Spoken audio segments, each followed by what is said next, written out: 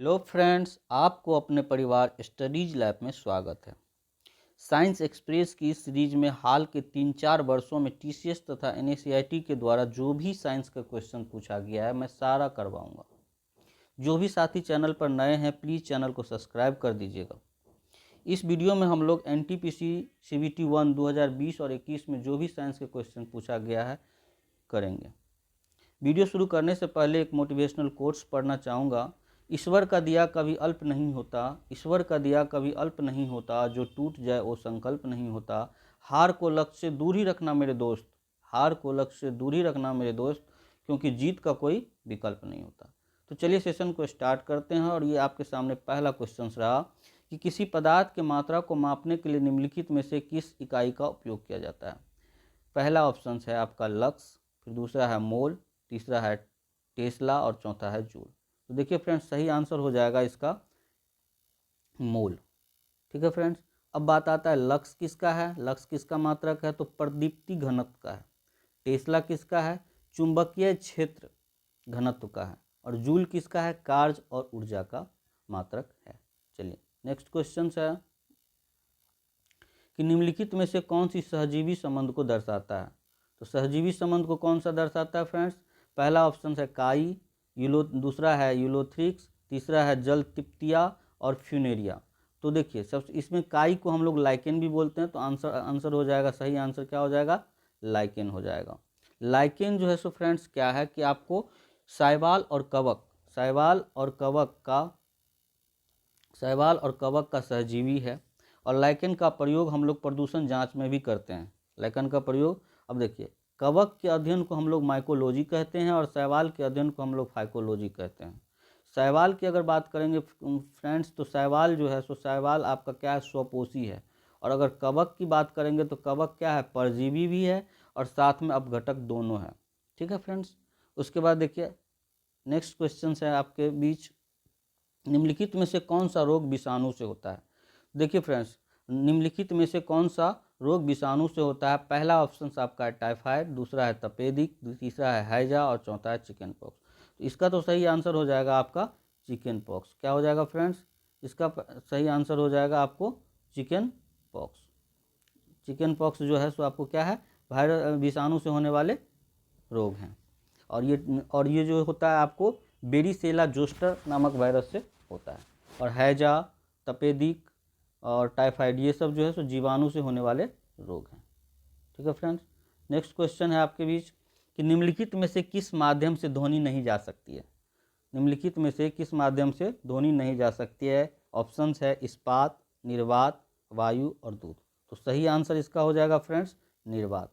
निर्वात से जो है सो ध्वनि नहीं जा सकता है। और ध्वनि की बात कर लेते हैं, क्वेश्चन और भी आते हैं फ्रेंड्स। ध्वनि का जो सबसे तेज गति होता है वो आपका होता है ठोस में। सबसे पहले क्या होता है, ठोस में होता है। उससे कम आपका किस में होता है, लिक्विड में होता है। और सबसे कम जो होता है आपको गैस में होता है फ्रेंड्स। और ध्वनि की बात ये भी कर लेते हैं कि 1 डिग्री सेल्सियस अगर ताप बढ़ता है तो ध्वनि की गति जो है सो 0.61 मीटर पर सेकेंड बढ़ जाती है। ठीक है फ्रेंड्स, नेक्स्ट क्वेश्चन आपके बीच है। नेक्स्ट कर रहा है कि सेरीकल्चर शब्द निम्नलिखित में से किससे संबंध है। मछली पालन से, रेशम की खेती से, पक्षी पालन से, मधुमक्खी पालन से। तो देखिए सेरीकल्चर की अगर बात करते हैं तो सेरीकल्चर, इसका सही आंसर क्या हो जाएगा, रेशम की खेती से। अब आपके रेशम की खेती से हो जाएगा। और रेशम जो है, रेशम की अगर बात करते हैं तो ये प्रोटीन का बना हुआ रहता है। किससे बना होता है फ्रेंड्स, ये प्रोटीन का बना हुआ था। और रेशम के कीड़े को जो है शहतूत के पत्ते पर पाला जाता है। ठीक है फ्रेंड्स, उसके बाद अब देखिए क्वेश्चंस, कुछ क्वेश्चंस क्या होगा कि मछली पालन को क्या कहते हैं फ्रेंड्स। तो मछली पालन वाले को जो है सो हम लोग क्या कहते हैं, पीसी कल्चर कहते हैं। मछली पालन को पीसी कल्चर कहते हैं। मधुमक्खी पालन को हम लोग जो है सो क्या कहते हैं, एपी कल्चर कहते हैं। उसके बाद अंगूर की खेती को हम लोग क्या कहते हैं, वीटी कल्चर कहते हैं। केचुआ पालन को हम लोग क्या कहते हैं, वर्मी कल्चर कहते हैं। ठीक है फ्रेंड्स, ये सब भी याद रखिएगा क्योंकि एग्जाम में ये सब भी आते हैं। चलिए नेक्स्ट क्वेश्चन है फ्रेंड्स, यदि किसी व्यक्ति का द्रव्यमान पृथ्वी की सतह पर 60 किलो है तो चंद्रमा की सतह पर उस व्यक्ति का मान कितना होगा, द्रव्यमान कितना होगा। देखिए फ्रेंड्स, द्रव्यमान जो है सो आपको परिवर्तन नहीं होता, चाहे कहीं भी ले जाइए द्रव्यमान आपका फिक्स रहता है। तो इसका भी सही आंसर क्या हो जाएगा, 60 kg। हाँ, लेकिन भार आपको क्या होता है, भार आपका बदलता है। और भार क्या होता है फ्रेंड्स, भार इक्वल टू होता है द्रव्यमान इंटू गुरुत्वीय त्वरण। और गुरुत्वीय त्वरण जो है सो आपको चंद्रमा पर जो गुरुत्वीय त्वरण होता है पृथ्वी के गुरुत्वीय त्वरण का 1/6 होता है। तो आप उससे कर लीजिएगा, यानी कि भार जो हो जाएगा जो पृथ्वी पर मान लीजिए कि जितना भी भार है, मान लीजिए 12 kg है, तो आपको चंद्रमा पर वो 2 kg ही होगा, क्योंकि इसका 1/6 हो जाएगा।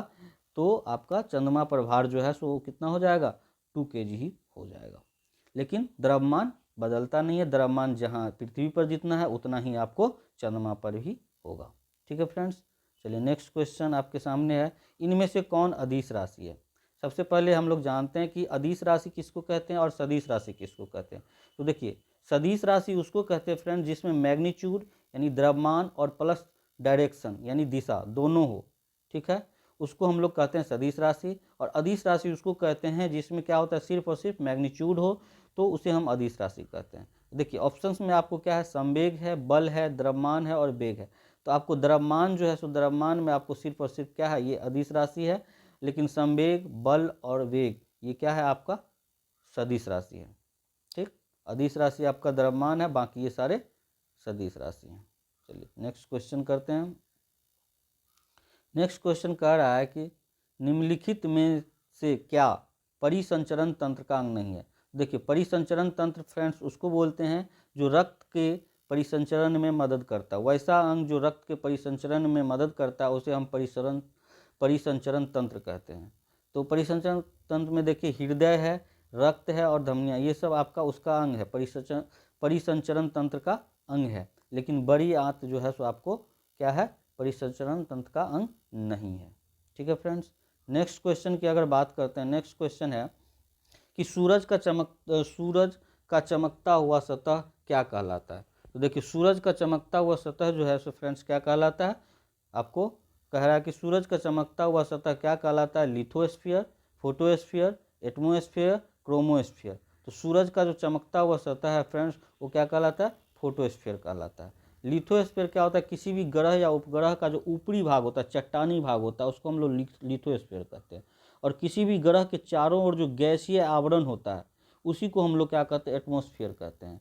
और क्रोमोस्फीयर जो है तो सूर्य के वायुमंडल का जो सबसे बाहरी सेकेंड सबसे दूसरी सबसे बाहरी परत को हम लोग क्रोमोस्फीयर कहते हैं। ये जब सूर्य ग्रहण लगा रहता है तब आप खुली आंखों से उसको देख सकते हो क्रोमोस्फीयर को। ठीक है फ्रेंड्स, चलिए नेक्स्ट क्वेश्चन क्या है कि निम्नलिखित में से उर्वरक क्रांति से कौन सा रंग संबंधित है। उर्वरक क्रांति से कौन सा रंग संबंधित है, गुलाबी, भूरा, काला और सुनहरी। तो देखिए उर्वरक क्रांति की बात करेंगे तो ये भूरा रंग से संबंधित है। अब देखिए अब आपको क्वेश्चंस क्या हो जाएगा कि गुलाबी क्रांति है, तो गुलाबी क्रांति क्या होता है, झींगा मछली के लिए गुलाबी क्रांति हुआ था। सुनहरी क्रांति बागवानी के लिए हुआ था फ्रेंड्स। उसके बाद और सब कुछ क्रांति जो बहुत सारे इंपॉर्टेंस है क्वेश्चन, जैसे आपको पूछ देगा कि श्वेत क्रांति। तो श्वेत क्रांति क्या है फ्रेंड्स, दूध उत्पादन को लेकर के था। हरित क्रांति पूछ देता है, तो हरित क्रांति किससे, खाद्यान्न उत्पादन से पूछता है। फिर पीला क्रांति पूछ देगा आपको, पीला क्रांति किससे, तो तेलहन से। उसके बाद नीला क्रांति पूछ देगा तो मछली पालन से, मछली से हो जाएगा। उसके बाद रजत क्रांति पूछ देता है तो अंडा उत्पादन से हो जाएगा। लाल क्रांति टमाटर और मांस उत्पादन से हो जाएगा। गोल क्रांति आलू उत्पादन से हो जाएगा। ठीक है फ्रेंड्स, तो ये सब याद कीजिए, याद रखिएगा क्योंकि ये सब भी एग्जाम में आते हैं। ठीक है फ्रेंड्स, चलिए नेक्स्ट क्वेश्चन करते हैं। नेक्स्ट कह रहा है कि पृथ्वी ग्रह का वह क्षेत्र जहाँ जीवन मौजूद है उसे क्या कहा जाता है। तो देखिए जैवमंडल, वायुमंडल, गोलाई और हिममंडल क्या कहा जाता है फ्रेंड्स, तो आपको जहाँ पे जीवन मौजूद है उसे हम जैवमंडल कहते हैं। ठीक है फ्रेंड्स, चलिए नेक्स्ट क्वेश्चन करते हैं। नेक्स्ट क्वेश्चन है सापेक्षता का सिद्धांत किससे संबंधित है। तो सापेक्षता का सिद्धांत किससे संबंधित है, WC रोंगटन, केल्विन, न्यूटन और आइंस्टीन। तो इसका आंसर हो जाएगा friends Albert Einstein. Albert Einstein ने ही सापेक्षता का सिद्धांत दिया था। WC रोंगटन की अगर बात कर लेते हैं फ्रेंड तो ये क्या है कि आपको एक्सरे किरण की खोज किया था। और न्यूटन की बात करते हैं तो ये गुरुत्वाकर्षण का नियम दिया हुआ था। ठीक है फ्रेंड्स, उसके बाद चलिए नेक्स्ट क्वेश्चन। नेक्स्ट कह रहा है कि भारत का प्रथम संचार उपग्रह है मॉम, आर्यभट्ट, रोहिणी और एप्पल। तो इसका आंसर हो जाएगा फ्रेंड्स, क्या हो जाएगा, एप्पल हो जाएगा। ठीक है, चलिए नेक्स्ट क्वेश्चन की बात करते हैं फ्रेंड्स। तो नेक्स्ट क्वेश्चन है कि लाइकेन एक ऐसा जीव है जो डैश की चेतावनी देता है, मृदा प्रदूषण, वायु प्रदूषण, गैस प्रदूषण और जल प्रदूषण। तो सही आंसर क्या हो जाएगा फ्रेंड्स, सही आंसर हो जाएगा, आपको अभी बताए भी थे कि वायु प्रदूषण हो जाएगा। लाइकेन से हम लोग वायु प्रदूषण की भी जांच करते हैं। ठीक है फ्रेंड्स, उसके बाद चलिए नेक्स्ट क्वेश्चन करते हैं। नेक्स्ट क्वेश्चन है, सेब से संबंधित रोग को डैश के रूप में जाना जाता है। सेब से संबंधित रोग को किस चीज़ से जाना जाता है? ऑप्शंस है आपको, फायर ब्लाइट, रेड रस्ट रोग, टीका रोग, ग्रीन ईयर रोग। तो इसमें क्या हो जाएगा, सही आंसर क्या हो जाएगा फ्रेंड, फायर ब्लाइट हो जाएगा। सेब में जो रोग होता है उसको हम लोग क्या बोलते हैं, फायर ब्लाइट बोलते हैं।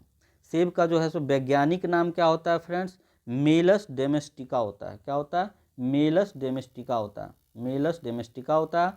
सेब में जो है सो आपको मैलिक अम्ल और आयरन प्रचुर मात्रा में पाया जाता है। उसके बाद आपका देखिए फ्रेंड्स, ये जो आपका रोग है, आपका जो फायर ब्लाइट रोग जो है वो क्या होता है कि आपको बैक्टीरिया के कारण पाया जाता है। उसके बाद देखिए टीका, ये रेड रस्ट रोग की बात करेंगे। रेड रस्ट रोग जो है सो चाय में पाया जाता है फ्रेंड्स। किस में होता है, चाय में होती है। टीका रोग की अगर बात करते हैं तो टीका रोग जो है सो आपको मूंगफली में होता है।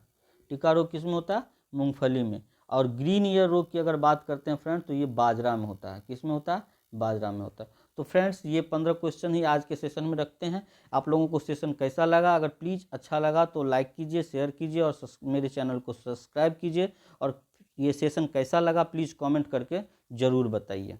धन्यवाद फ्रेंड्स।